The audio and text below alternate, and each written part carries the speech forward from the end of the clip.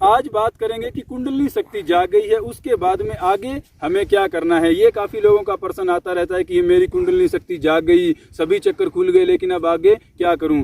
तो ये ठीक प्रश्न है, इतना बुरा भी नहीं है, क्योंकि वैसे देखा जाए तो इसके बाद में अंदर से ही आदमी को जो है डायरेक्शन मिलने लग जाती है कि मुझे क्या करना है। लेकिन फिर भी चलो कई बार हमें मार्गदर्शन की जरूरत पड़ भी जाती है, तो इसमें भी कोई बुरी बात नहीं है। तो यहाँ दो तरह के लोग हैं, एक वो है कि जिनकी वो कुंडली शक्ति बीच में अटकी हुई किसी चक्कर विशेष के ऊपर वो घूम रही है और ऊपर नहीं जा रही है, और एक वो है जिनकी वो पूरी ऊपर चली गई है और आगे की बात है कि आगे क्या करना है। तो इसमें मैं आपको अपनी समझ से बताने की कोशिश करूंगा, अपने अनुभव से, कि आगे इसके अंदर क्या किया जा सकता है। इसके लिए आपको थोड़ा सा पंचकोश का जो है आपको विज्ञान समझना पड़ेगा। जो मनुष्य के शरीर में 5 कोश है, उससे आपको समझ में आ जाएगा कि आगे इसके अंदर क्या करना है और क्या इसके अंदर होता है। तो चलिए इसको हम शुरू कर देते हैं। सबसे पहले 5 कोशों को हम थोड़ा थोड़ा समझ लेते हैं। एक है हमारा अन्नमय कोश, जो ये मेरा शरीर है, ये हमारा अन्नमय कोश है जो ऋषि मुनियों ने बताया है। तो इस अन्नमय कोश, ये तो सभी लोग इससे परिचित है और सभी लोग इसके बारे में जानकारी रखते हैं कि ये अन्नमय कोश है, इसको तो आप जानते हैं। उसके बाद में दूसरा होता है प्राणमय कोश। प्राणमय कोश यानी कि हमारी एनर्जी कैसी है। अब एनर्जी इसमें ऐसे होती है कि आदमी मान लो बहुत दुखी है तो उसकी एक एनर्जी अलग टाइप की है, उदास है, बहुत प्रसन्न है, तो अलग अलग जैसे भाव होते हैं वैसे वैसे आदमी की अलग अलग एनर्जी होती है। तो वैसे हम इस एनर्जी को विचारों के माध्यम से तो हम महसूस कर सकते हैं कि कैसी एनर्जी है, लेकिन कुंडली जाग जाए, क्योंकि यह प्राणमय कोश का ही विषय है कुंडली शक्ति। तो इसके जागरण के बाद में हम जो एनर्जी को महसूस करना शुरू कर देते हैं, जो आप में से बहुत से लोग कर रहे हैं। आम आदमी, जो नॉर्मल आदमी है, वो इस शरीर से ज़्यादा महसूस नहीं कर सकता। तो इसमें जो चींटियाँ चलना और जो चक्कर वगैरह घूमना और शरीर में कहीं पर सारे शरीर के अंदर जो भी हरकतें हो रही है कि इधर खींच रहा हूँ उधर खींच रहा हूँ, ये सब जो भी है आपके प्राणमय कोश की गतिविधियां, और कुंडली जागरण से यही कोश जो है आपका एक्टिवेट होता है। तो इसके बाद में अगला है मनोमय कोश। मनोमय कोश जिसमें हमारे जो भी विचार वगैरह है, यानी कि जो भी हमें विचार आ रहा है, कोई भी विचार हमारे दिमाग में आ रहा है तो वो मनोमय कोश में ही आ रहा है कि मैं ये हूँ वो हूँ, या किसी भी तरह का जो भी विचार है वो मनोमय कोश में है। तो इसको भी ऋषि मुनियों ने एक अलग शरीर बताया है, जैसे यह फिजिकल शरीर, प्राणमय शरीर और उससे आगे मनोमय शरीर। अब मनोमय शरीर से आगे ऋषि मुनियों ने कहा है कि विज्ञान में कोश आता है। विज्ञान में कोश जहाँ पर कि मन नहीं होता है, यानी कि बुद्धि से आदमी जो है डायरेक्ट समझ लेता है कि क्या मामला है, कि इस दुनिया के, इस ब्रह्मांड के जो भी नियम है, जैसे कि मैं यहाँ से अगर नीचे गिर गया तो ये धरती मुझे खींच लेगी, ये एक नियम है। तो यह एक विज्ञान में कोश का विषय है कि जो भी यहाँ पर नियम कार्य कर रहे हैं, परमात्मा कैसे कार्य कर रहा है, आत्मा, परमात्मा, लोक परलोक, जितने भी समस्त नियम है वो आपके विज्ञान में कोश में आ जाते हैं। तो जब मनोमय कोश से आगे निकलोगे तभी विज्ञान में कोश की आपको जानकारी होगी। उसके बाद में 5वां ऋषि मुनियों ने बताया है आनंदमय कोश। आनंदमय कोश यानी जहाँ पर कि समस्त ज्ञान विज्ञान भी पीछे रह जाए और आदमी एक परम आनंद की अवस्था में हो, वह आनंदमय कोश है। और उसके बाद में आदमी को जो है स्वयं का ज्ञान हो जाए। जब ये 5 खोल उतर जाए तो जो आत्म स्वरूप में, जो परमात्म स्वरूप में तुम स्वयं हो, वो प्रकाशित हो जाओगे। तो ये 5 कोशों का विज्ञान है। अब आपकी कुंडली शक्ति जाग गई है, ठीक है।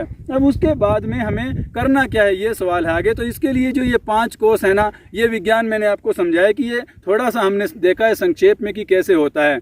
तो कुंडली जागरण के बाद में क्या होता है कि हमारा जो प्राणमय कोश है ना, वो बैलेंस में आना शुरू हो जाता है। कि वरना क्या है कि एनर्जी, हमने कोई भी इच्छा की, कुछ भी हमारे जो कर्म संस्कार है वो एनर्जी के रूप में हमारे शरीर में स्टोर है। मान लो कोई यहाँ पर ऐसे एक एनर्जी का गुच्छा बना हुआ है, कोई यहाँ पर है, कोई पुरानी चोट है, तो वो अलग अलग जगह पर एनर्जी हमारे शरीर के अंदर पड़ी हुई है। तो जब प्राणमय कोश कुंडली जागेगी तो वो जो एनर्जी है ना, वो सारी रिलीज होना शुरू हो जाएगी और पूरा शरीर जो है, प्राण हमारा कुल मिलाकर अलाइनमेंट में आना शुरू हो जाएगा। तो यह घटना होती है इसके जागरण के बाद में कि आपका प्राणमय कोश जो है वो सही होता है। अब इसी के लिए लोग प्राणायाम वगैरह करते हैं। उससे क्या है, वैसे तो अपने आप ही ये होगा ही, लेकिन अगर आप प्राणायाम वगैरह करोगे या अलग अलग जो क्रियाएं हैं, उससे आपका प्राणमय कोश जो है वो सही रहेगा और आपकी एनर्जी अच्छी रहेगी। मान लो आप सही से जीवन यापन करोगे, अपना घूमना फिरना उठना बैठना अगर सही जिंदगी जियोगे तो आपकी जो एनर्जी है वो सही रहेगी, यानी कि आपका प्राणमय कोश जो है संतुलन में रहेगा। वैसे तो अपने आप भी होगा, लेकिन आप इसको आप अच्छा करने के लिए ये कर सकते हैं। तो कुछ दिनों तक तो ये प्राणमय कोश की गतिविधियां चलती है। जब प्राणमय कोश आपका जो है काफ़ी थोड़ा संतुलन के अंदर आ जाता है तो उसके बाद में आपकी अगली यात्रा शुरू होती है मनोमय कोश की। वैसे तो देखिए सभी कोशों की यात्राएं एक साथ ही चल रही है, क्योंकि ऐसा नहीं है कि प्राणमय कोश पर आपके काम हो रहा है तो मनोमय कोश आपका बिल्कुल बंद ही पड़ा है या विज्ञान में कोश बंद ही पड़ा है। तो कोष तो सभी एक्टिवेट है और उन सभी के अंदर मनुष्य कुछ जान रहा है, कुछ सीख रहा है, कुछ तरक्की कर रहा है।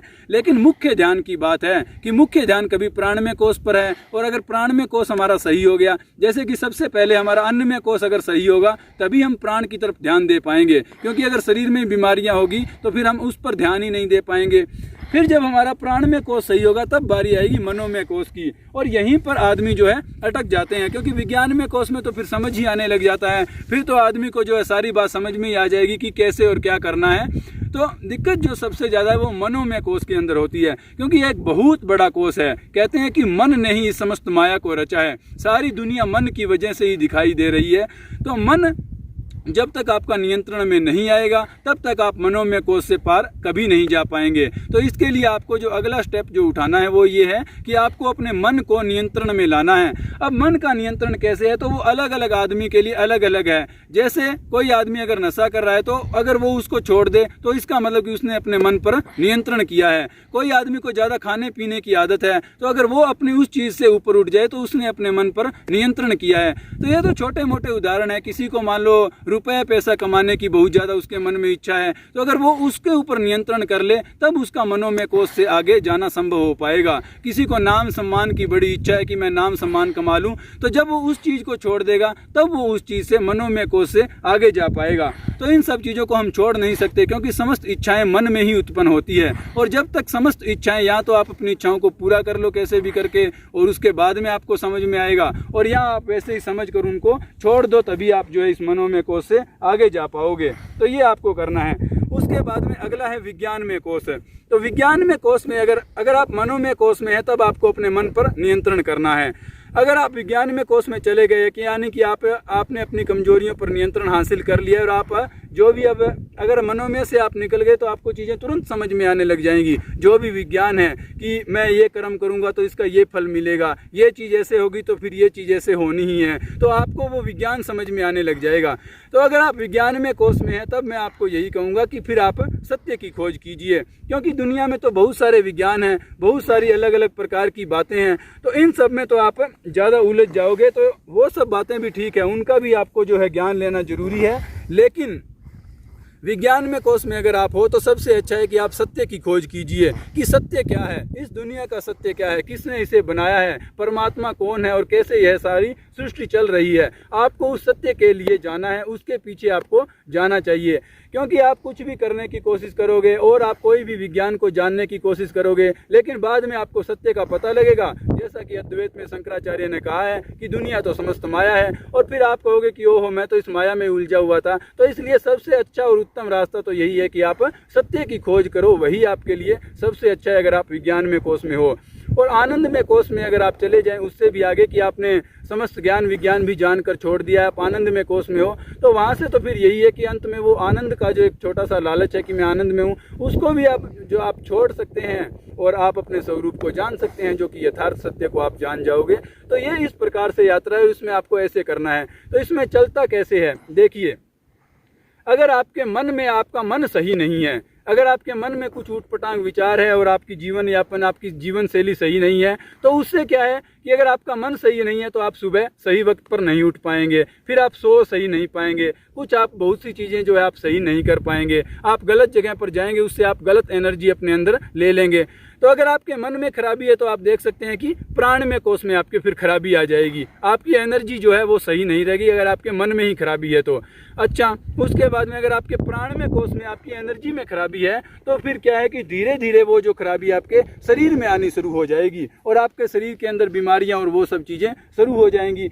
और ये जो मन में खराबी है ना, मन भी एक बच्चे की तरह, मन का कोई ज़्यादा कसूर नहीं है। अगर आपको एक बार समझ में आ जाए कि ये बात ऐसे हो जाती है तो फिर मन तो कुछ नहीं कहता है। तो अगर आप विज्ञान में कोष से सही करना शुरू करोगे, विज्ञान में कोष से आप अपना मामला सही चलाओगे, तो वहाँ से आपका मन भी सही होगा और आगे आपका प्राण भी सही होगा और आगे आपका जो फिजिकल बॉडी है वह भी सही रहेगी। तो ये ऊपर से नीचे की ओर सिस्टम चल रहा है। लेकिन अगर आप नीचे से ऊपर की ओर भी करना चाहो तो उसके लिए भी ये है कि आप शरीर के लिए कुछ आसन वगैरह कर सकते हैं, कुछ योग आसन या कुछ क्रियाएं कर सकते हैं कि आपका शरीर फिट रहे। आप कोई प्राणायाम वगैरह, अच्छा खाना पीना, अच्छा भोजन लेना और गलत चीज़ें ना करना, तो उससे जो है आपकी एनर्जी सही रहेगी। तो ये भी आप कर सकते हैं।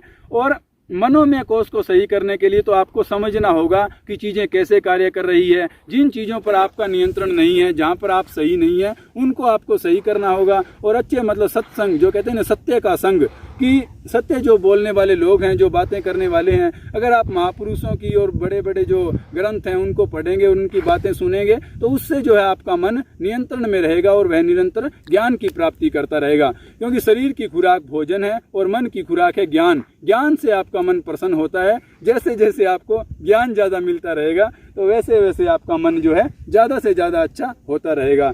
तो ये इस प्रकार की यात्रा है और विज्ञान में कोष में आप पहुंच जाए तो वो आपको बता दिया है। तो ये चीज़ें मित्रों धीरे धीरे होती है, ऐसा नहीं है कि एकदम से ही हो जाएगा, 2 महीने में ही हो जाएगा, 5 महीने में हो जाएगा। जो मन है उससे पार जाने में आदमी को हो सकता है ये जन्म लग जाए और हो सकता है अगले जन्म भी लग जाए। लेकिन अगर आप अपनी सच्ची श्रद्धा से और परमात्मा का नाम लेकर अपनी आगे साधना कर रहे हैं, ध्यान वगैरह कर रहे हैं, तो आप जल्दी ही इस मन पर नियंत्रण पा सकते हैं। इतनी ही कोई बड़ी बात नहीं है। तो उम्मीद है फिर इससे आपको जरूर लाभ मिलेगा कि कुंडलिनी शक्ति के जागरण के बाद में आपको क्या करना है। तो फिर आज के लिए इतना ही। ओम नमः शिवाय।